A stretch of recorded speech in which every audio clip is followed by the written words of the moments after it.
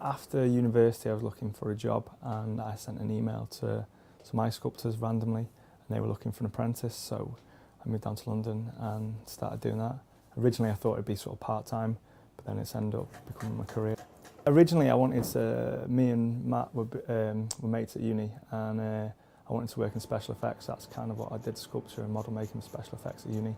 And yeah, I know I've always wanted to do something like that since I was a kid.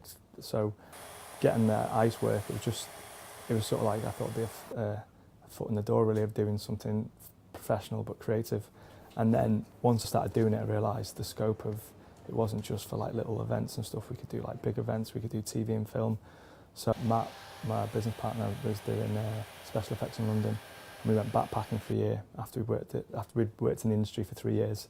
And then we decided no one was doing it in the Northwest, so we thought we'd have a go at becoming our own bosses and set up our studio. And then from that, we've just sort of developed over the 10 years we've been in business now and just got bigger and bigger jobs. When we did the Game of Thrones stuff, that was all in Belfast, and that was 2 days over there.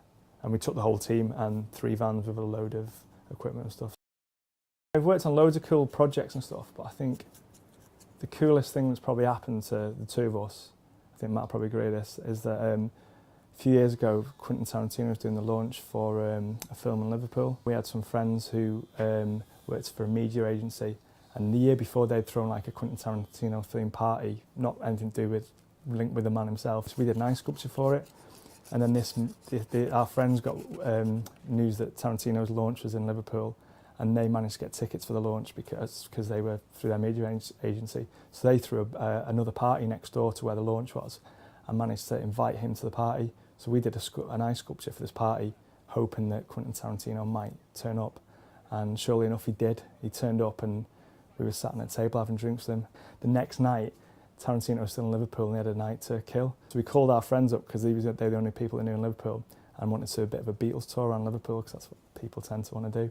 So they called us up and said, do you want to go for drinks with Quentin tonight? So we were buzzing.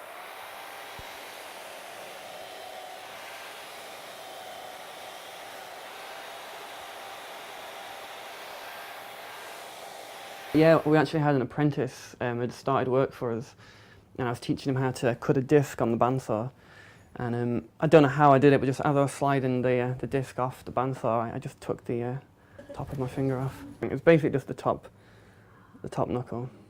We set up the business in Liverpool because I'm originally from Liverpool, not much of an accent, but this is where I was sort of born. Like Matt's from Lancaster originally, and we were looking to move to the Northwest because there's no one else doing it in the Northwest, and we thought, I learned to do ice sculpting in London, and most of our competition, especially the ones that are any good, are based in London. So we thought we set up in the middle of the country, we'd have the run of the country really. We can do a lot of jobs in Scotland.